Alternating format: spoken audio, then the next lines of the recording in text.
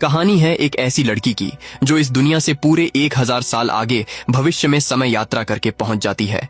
यह फिल्म आपको एक पल के लिए भी बोर नहीं करेगी। तो चलिए शुरू करते हैं, क्योंकि आगे जो रहस्य खुलने वाला था वह इंसानी सोच से भी कहीं आगे था। एक दिन लूसी गलती से एक बैज को छू लेती है और पल भर में उसके सामने दूसरी दुनिया एक्टिव हो उठती है, जैसे किसी ने भविष्य का गुप्त दरवाजा खोल दिया हो। लेकिन अगले ही सेकंड वह वापस लौट आती है। यह अजीब घटना देखकर वह जोर से चिल्ला उठती है। आसपास खड़े लोग उसे हैरानी से देखने लगते हैं। लूसी खुद को संभालते हुए कहती है कि वह ठीक है, लेकिन अंदर से उसका दिमाग हिल चुका था, क्योंकि ऐसी चीजें किस्सों में सुनाई देती हैं, असल दुनिया में नहीं। फिर वह जमीन पर पड़े बैज को दोबारा छूकर देखती है और इस बार भी वही दृश्य सामने खुल जाता है। अब उसे यकीन हो चुका था कि यह कोई भ्रम नहीं था। कुछ बड़ा उसके संपर्क में आ चुका था जो उसकी जिंदगी बदलने वाला था। लूसी हैरान तो थी ही, साथ ही उसके अंदर जानने की आग भी जल चुकी थी। अब की बार उसने बैज को सीधे हाथ में उठा लिया और अगले ही पल सुनहरे धान के खेत सामने दिखाई देते हैं। पीछे एक विशाल इमारत चमक रही थी। यह नजारा इतना साफ था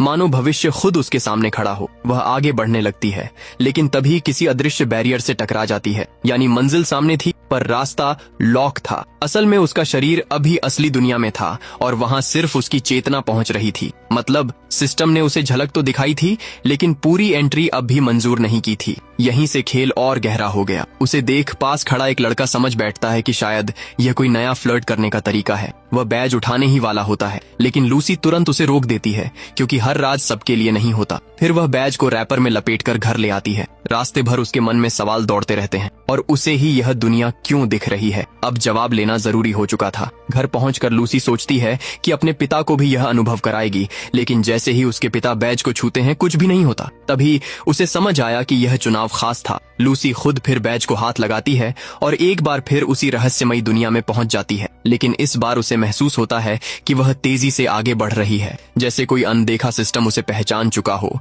और मंजिल की तरफ खींच रहा हो। उसके पिता को लगता है बेटी मजाक कर रही है और गुस्से में आकर बैज अपने पास रख लेते हैं, लेकिन लूसी इतनी आसानी से रुकने वाली नहीं थी। अब उसके भीतर सवाल नहीं, जिद जाग चुकी थी। रात को जब पिता सो जाते हैं तो वह चुपचाप उनके कमरे में जाती है और बैज उठाने लगती है। जैसे ही वह उसे छूती है वह फिर उसी सुनहरी दुनिया में पहुंच जाती है। अब वह बिना समय गंवाए सीधा इमारत की ओर कदम बढ़ाती है, लेकिन फिर वही अदृश्य वॉल उसे रोक देती है। अब लूसी समझ चुकी थी। तभी उसके दिमाग में एक उपाय आता है। वह दिशा तय कर साइकिल पर सवार हो जाती है और उसी ओर चल पड़ती है जहां इमारत थी। अब वह सच जाने बिना लौटने वाली नहीं थी, क्योंकि कुछ रहस्य पीछा नहीं छोड़ते। एक खुले मैदान में पहुंचकर जहां कोई बाधा नहीं थी, वह दोबारा बैज निकालती है और इस बार सीधे इमारत के भीतर पहुंच जाती है। अब असली दुनिया सामने थी। उसके सामने भविष्य की टेक्नोलॉजी से भरा शहर था, जहां बिना ट्रैक ट्रेनें दौड़ रही थीं। रॉकेट खुद वापस उतर रहे थे और गुरुत्वाकर्षण को मात देने वाले स्विमिंग पूल भी थे। यानी इंसान कभी कितना आगे सोचता था। लूसी रोमांच से भर उठती है। वह फौरन एक ट्रेन में चढ़ जाती है और बाद में रॉकेट लॉन्च पैड की ओर बढ़ती है। उसे हर चीज अपनी आंखों से देखनी थी, क्योंकि ऐसा मौका बार बार नहीं मिलता। वह रॉकेट में चढ़ने ही वाली थी कि उसके पैरों में भारीपन आने लगता है। बैज के पीछे काउंटडाउन भी शुरू हो चुका था। वह जिद में आगे बढ़ती रहती है, लेकिन समय अब खत्म हो चुका था। अचानक वह वापस असली दुनिया में खिंच जाती है। घर पहुंचते ही वह इंटरनेट पर खोज शुरू करती है ताकि इस बैज का सच जान सके, और तभी उसे एक बड़ा सुराग मिलता है जिससे अगला रहस्य खुलने वाला था। उसे पता चलता है कि एक जनरल स्टोर ऐसे बैज इकट्ठा कर रहा है। वह तुरंत वहां पहुंच जाती है, क्योंकि अब जवाब उसी जगह मिलने वाले थे और खेल अभी बाकी था। स्टोर की मालकिन को इन बैजों की पूरी जानकारी थी। वह बताती है कि यह टुमारो वर्ल्ड का पास है और इसे सिर्फ चुने हुए लोग ही इस्तेमाल कर सकते हैं, यानी हर हाथ इस दुनिया को छू नहीं सकता। अब लूसी की अहमियत बढ़ चुकी थी, लेकिन जब लूसी कहती है कि उसे नहीं पता बैज किसने दिया, तो मालकिन नाराज हो जाती है। उसे लगता है कोई बड़ा सच छुपाया जा रहा है और माहौल अचानक बदल जाता है। वह खिलौना जैसी गन निकालकर धमकाने लगती है। पहले लूसी इसे मजाक समझती है, लेकिन अगले ही पल उसके चेहरे का रंग उड़ जाता है, क्योंकि खतरा अब सामने खड़ा था और रास्ता बंद लग रहा था। तभी खिड़की से एक मेटल बॉल अंदर आ गिरती है। मालकिन तुरंत खतरा पहचान लेती है, लेकिन बहुत देर हो चुकी थी। कुछ सेकंड में सब खत्म हो सकता था और मौत कमरे में दाखिल हो चुकी थी। तभी एक लड़की खिड़की तोड़कर अंदर आती है और लूसी से कहती है, तुरंत बाहर निकलो वरना लेजर किरणें उसे खत्म कर देंगी। लेकिन लूसी का हाथ बैज पर जाम हो चुका था। अब समय उससे तेज भाग रहा था। नई लड़की उसका हाथ पकड़ती है और आखिरी सेकंड में उसे बाहर खींच लेती है। इसके बाद दोनों मिलकर स्टोर मालिक से भिड़ जाती हैं। छोटी दिखने वाली वह लड़की बेहद ताकतवर थी और पलों में सबको गिरा देती है। लेकिन तभी सच सामने आता है कि स्टोर मालिक इंसान नहीं, रोबोट था। यह देखकर लूसी दंग रह जाती है। अब उसे समझ आने लगा था कि यह खेल इंसानों से कहीं बड़ा है। दोनों कार में बैठकर वहां से निकलती हैं। उसी ने चुपचाप लूसी को बैच दिया था, यानी यह मुलाकात पहले से तय थी। लेकिन जैसे ही लूसी को पता चलता है कि अथीना भी एक रोबोट है, वह घबरा जाती है। गाड़ी रोककर वहां से भाग निकलती है। अब भरोसा फिर टूट चुका था। अथीना उसका पीछा करने लगती है, लेकिन तभी वह एक कार से टकरा जाती है। ड्राइवर डरकर उसकी ओर भागता है। तभी दूसरी लड़की कार लेकर निकल जाती है और हालात फिर बदल जाते हैं। लेकिन टकराई हुई अथीना अचानक उठ बैठती है, जैसे उसे कुछ हुआ ही ना हो। अब उसकी रफ्तार इंसानों जैसी नहीं लग रही थी। रियर व्यू मिरर में उसे भागते देख केसी की आंखें हैरानी से फटी रह जाती हैं। फिर अचानक वो लड़की तूफानी रफ्तार से गाड़ी के बोनट पर आ गिरी। केसी के हाथ पैर फूल गए और उसने ब्रेक पर पूरी ताकत से पैर दे मारा। झटके से पूरी कार हिल उठी और वो लड़की सीधे सामने की सीट से टकराई।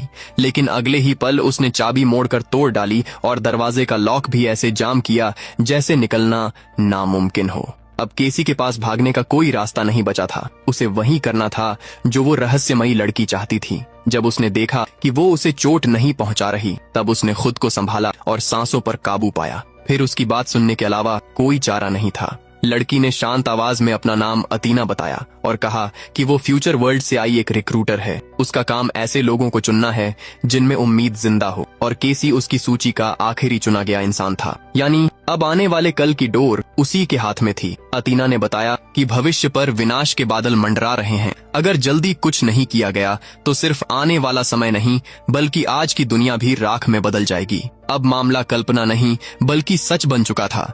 लेकिन फ्यूचर वर्ल्ड तक लौटना इतना आसान नहीं था। उन्हें पहले फ्रैंक को ढूंढना जरूरी था। वही अकेला इंसान था जो वहां पहुंचने का रास्ता जानता था। दोनों तुरंत फ्रैंक के घर जा पहुंचे, लेकिन उसने दरवाजा खोलने से साफ इनकार कर दिया। चाहे कितनी भी गुहार लगाई गई, केसी मायूस होकर बाहर घूमने लगी। तभी उसकी नजर घर के चारों तरफ लगे रिसीवर पर गई और उसी पल उसके दिमाग में एक खतरनाक तरकीब आई। पास खड़ी टूटी गाड़ी देखकर उसे योजना मिल गई। कुछ देर बाद फ्रैंक ने देखा एक जलती हुई कार उसके घर की तरफ बढ़ रही है। वो तुरंत फायर एक्सटिंग्विशर लेकर बाहर भागा, लेकिन असली चाल तो पीछे से चली जा चुकी थी। जैसे ही फ्रैंक आग बुझाने में उलझा, केसी चुपके से घर के अंदर दाखिल हो गई। वो सीधा कंट्रोल रूम तक पहुंची, जहां स्क्रीन पर दुनिया की तबाही चमक रही थी और सामने काउंटडाउन मशीन रखी थी। तभी फ्रैंक सीक्रेट रास्ते से बाहर आया और उसने बिना झिझक सच बता दिया, दुनिया सिर्फ 60 दिनों में खत्म होने वाली है। अब कुछ भी कर लो, फर्क नहीं पड़ेगा। लेकिन केसी हार मानने वालों में से नहीं थी। उसने कहा, किस्मत लिखी नहीं जाती, बनाई जाती है। उसी पल स्क्रीन पर 100% से 99% हो गया। फ्रैंक कुछ सेकंड के लिए हैरान रह गया। क्या सच में यह लड़की सब बदल सकती है? अब उम्मीद की पहली किरण जाग चुकी थी। फिर अतीना के साथ तीनों फ्रैंक के सीक्रेट बेस पहुंचे। वहां एक ट्रेवल पॉड रखा था। उसे चालू करते ही केसी को चक्कर आने लगे और होश खुला तो वो खुद को पेरिस में पाती है। अब सफर इतिहास बदलने वाला था। आईफल टावर के भीतर उन्हें 4 महान वैज्ञानिक मिले जिन्होंने फ्यूचर वर्ल्ड से संपर्क बना रखा था। उन्होंने एक स्विच दबाया और पूरा आईफल टावर 2 हिस्सों में खुल गया। नीचे से एक विशाल रॉकेट आसमान की तरफ उठ खड़ा हुआ। केसी, अतीना और फ्रैंक तुरंत उसमें चढ़ गए। रॉकेट बादलों को चीरता हुआ ऊपर निकल गया। एक ऊंचाई पर पहुंचकर उसका बूस्टर अलग हो गया और कैप्सूल उलटी दिशा में घूम गया। अब वापसी का हर रास्ता पीछे छूट चुका था। फिर कैप्सूल तेज रफ्तार से पृथ्वी की ओर लौटा और स्पेस टाइम बैरियर को चकनाचूर कर गया। अब वो फ्यूचर वर्ल्ड में पहुंच चुके थे, लेकिन यहाँ हर तरफ सन्नाटा और बर्बादी पसरी थी। तभी कुछ फ्लाइंग व्हीकल्स आए और उन्हें डेविड के पास ले जाया गया, जो इस दुनिया का गवर्नर था। फ्रैंक ने बताया कि केसी दुनिया बचा सकती है, लेकिन असली चेहरा अब भी पर्दे में था। डेविड उन्हें टाइम मॉनिटरिंग टावर ले गया, जहां क्वांटम टेक्नोलॉजी से अतीत और भविष्य देखा जा सकता था। केसी ने अपना पुराना अक्स देखा, फिर युद्ध, न्यूक्लियर धमाके और बांट देखी। केसी ने पूछा, अगर सब जानते थे तो लोगों को बचाया क्यों नहीं गया? डेविड बोला, इंसान अपनी तबाही खुद चुनता है। हम सिर्फ काबिल लोगों को अपनाते हैं, बाकी दुनिया को उसके हाल पर छोड़ दिया गया। केसी को यह सोच भीतर तक चुभ गई। तभी उसने देखा कि दृश्य कुछ पल को बदल गए। उसे समझ आया, यह मशीन भविष्य नहीं दिखा रही, बल्कि डर फैलाकर इंसानों को खत्म कर रही है। यानी असली जहर यही टावर था। तीनों वापस डेविड के पास पहुंचे, लेकिन उसे कोई फर्क नहीं पड़ा। फ्रैंक समझ गया कि पूरी साजिश उसी की थी। उसने बिना देर किए डेविड पर हमला कर दिया और फिर आखिरी जंग शुरू हो गई। अतीना रोबोट्स से भिड़ गई जबकि केसी ने बम फेंक दिया। धमाके में सारे रोबोट्स उड़ गए। डेविड भी इमारत के नीचे दब गया। अब खेल पूरी तरह पलट चुका था। तभी अतीना ने देखा कि फ्रैंक को गोली लगी है। वो उसके सामने आकर खुद ढाल बन गई। फ्रैंक उसे बचाना चाहता था लेकिन उसका कोर बुरी तरह टूट चुका था। अब आखिरी फैसला लेना जरूरी था। पूरा टावर उड़ाने के लिए आत्मविस्फोट जरूरी था। फ्रैंक ने भारी दिल से उसे ऊपर उड़ाया और फिर नीचे गिरा दिया। जबरदस्त धमाके में टावर तबाह हो गया और डेविड हमेशा के लिए मिट गया। दुनिया बच चुकी थी। केसी और फ्रैंक ने फैसला किया, अब फ्यूचर वर्ल्ड का दरवाजा सबके लिए खुलेगा ताकि हर सपने देखने वाले को एक मौका मिल सके। और इसी सीन के साथ ये शानदार कहानी यहीं खत्म हो जाती है। अगर आपको वीडियो पसंद आई हो तो वीडियो को लाइक जरूर करना और चैनल को सब्सक्राइब कर लेना। अगर आप इसका पार्ट 2 देखना चाहते हो तो कमेंट में पार्ट 2 जरूर लिखना। बाकी मिलते हैं एक और नई शानदार कहानी के साथ। धन्यवाद।